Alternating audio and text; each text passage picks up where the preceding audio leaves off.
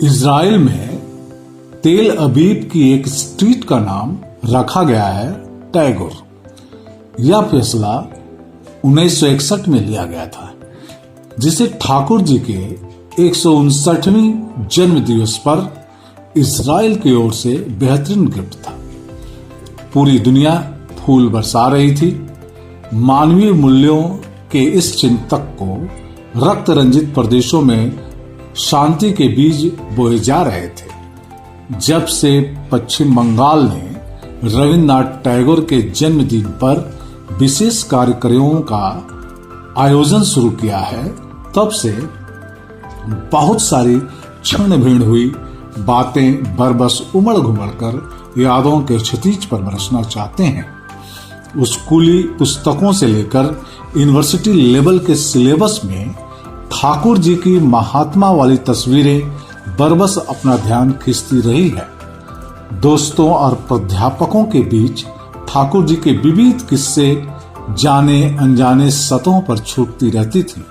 कई लोग ऐसे भी थे जो संदर्भ के कसौटी पर ठाकुर जी को कसने का प्रयास करने लगते, लेकिन अक्सर ऐसे लोग भूल जाते हैं कि ठाकुर जी इसलिए हैं कि उन्होंने रटी रटाई पैरोट ब्रांड जीवन को कब का ठेंगा दिखा दिया था और एक बार भूत पिशाच लक्ष्मण रेखा मौलवी साहब के डंडे से बाहर निकलकर प्रकृति रूपी माँ की गोद में सर रखकर बारिश के बूंदों को देखने लगे थे।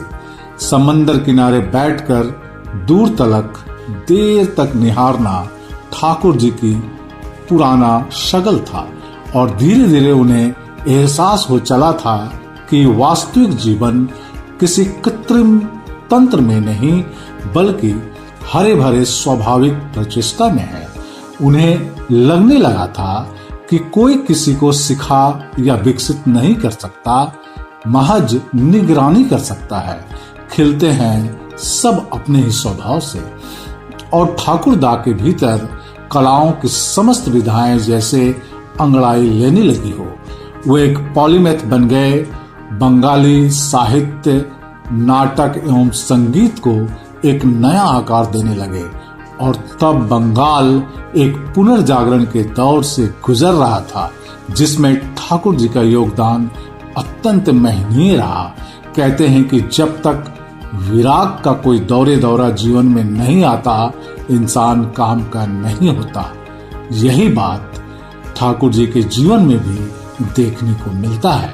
1901 से 1905 के बीच पिता, 2 बच्चे एवं पत्नी की मृत्यु ने उन्हें भीतर तक हिलाकर रख दिया। खैवैया, नौका डूबी आदि रचनाएं तभी छलक कर सामने आई और वे अध्यात्म और रहस्यवाद के शीर्ष को छूने लगे।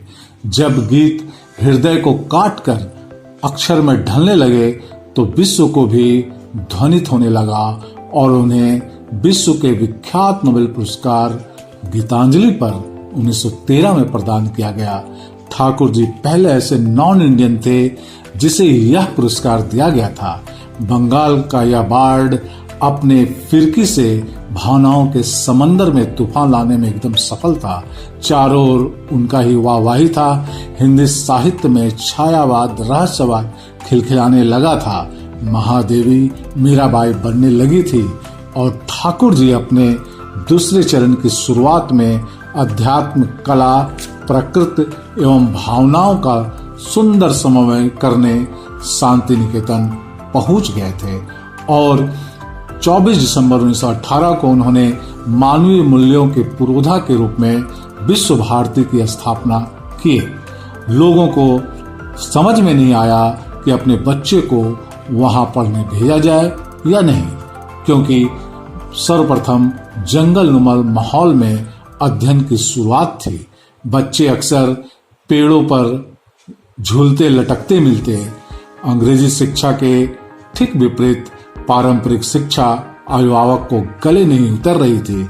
लोग ऊहापोह में थे और ठाकुर जी एकला चलोरे के नीति रीति पर आगे बढ़ते जा रहे थे। उनका यही मानना था कि अपने आप को पहचानो, अपना जीवन शुद्ध एवं समृद्ध करो, तपस्या से खुद व खुद तुम्हारी शक्ति बढ़ती जाएगी। फिर किसी की विशात नहीं जो तुम्हारा अपमान करे। 7 अगस्त 1941 को विश्व गुरु विश्व कवि चिर निद्रा में डूब गए। आज बस जिनकी स्मृति ही शेष है। विशेष जानकारी हेतु do write to noble mission. Thank you very much.